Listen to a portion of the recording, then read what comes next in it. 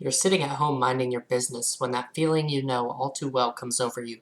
That primal urge to whip out a video game and start playing it overwhelms you, and you instinctively head over to your library of games. Nope, not that one, you regrettably sigh and, not feeling this one today, followed by an ugh, definitely not that.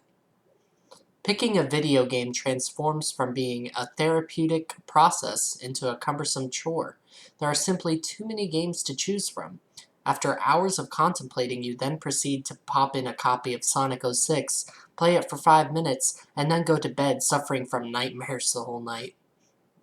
All too often, gamers today are stuck in this dilemma where they have too many games. In this day and age, there are hundreds or even thousands of games in every genre, and as much as you may want to, you can't play them all. But what drives your decision to play a certain game? What set of circumstances must align in order for you to say, "Ooh, I'll play this game," over another? Why can you play some games for hours upon hours on end, but others only 10 seconds before you feel like pulling your hair out? In this episode, we will be looking for the answers to these questions, as well as what drives a gamer to, well, be a gamer. So get out your G Fuel, sit back, and welcome to GamePsyche. It is safe to say that video games, along with various forms of media, are a product of boredom. I can just imagine the first guy who was able to code a ball being hit back and forth from opposite sides of the screen was like, let's ship it and call it Pong. Now, why not virtual ping pong or ping pong the game? Someone might have asked.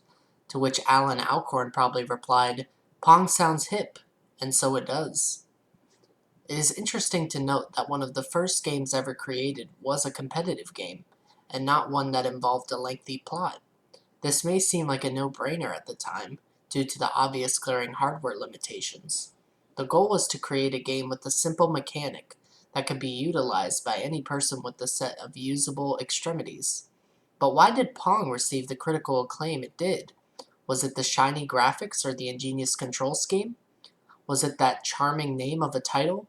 Perhaps it was something much simpler and undervalued in today's games, its replayability.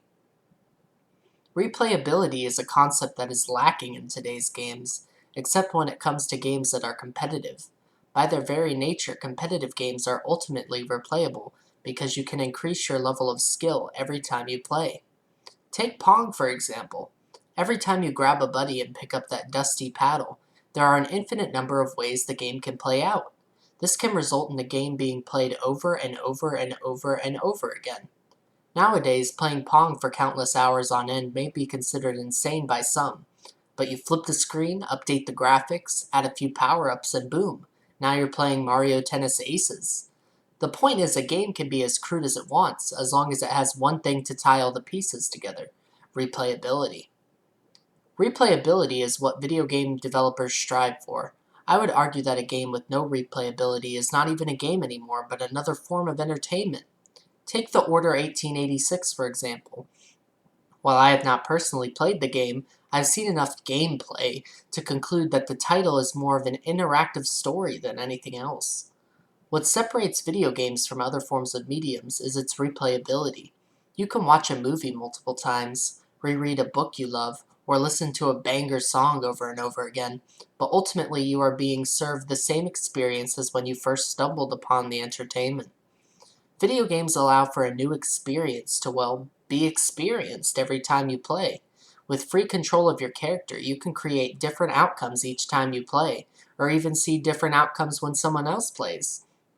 Video games are literally the definition of insanity, as you can play them over and over again and expect different results.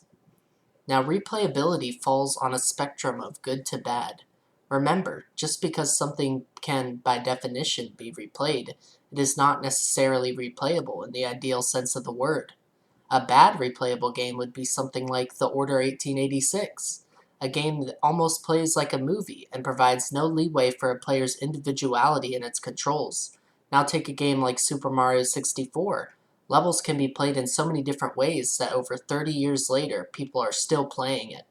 Now this is not taking into account the different genres and types of video games. Obviously, a puzzle game is going to have more replayability than a story game because it's fundamentally true.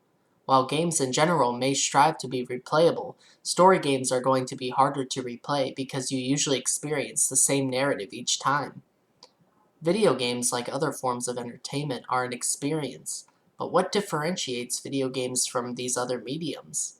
I would say this comes down to a player's ability to control said experience. The way in which you control the game is called a mechanic. A game with interesting and fun mechanics is going to be more enjoyable, and as a result, more replayable. This is especially true in skill-based games like fighting games, rhythm games, and shooters, to name a few. The way you control the game is key to receiving enjoyment out of the game. Mastering said mechanics allows for a game to be experienced in ways no one has experienced it before. Exploring a game's mechanics can be enjoyable in itself, and learning more about how a game works can spark a player's creativity. And that's what video games are all about, taking a player to new virtual worlds they have never experienced before and allowing them to control their environment the way they see fit. Some games do this more effectively than others, but a game's ability to remain fresh is often determined by how flexible its mechanics are.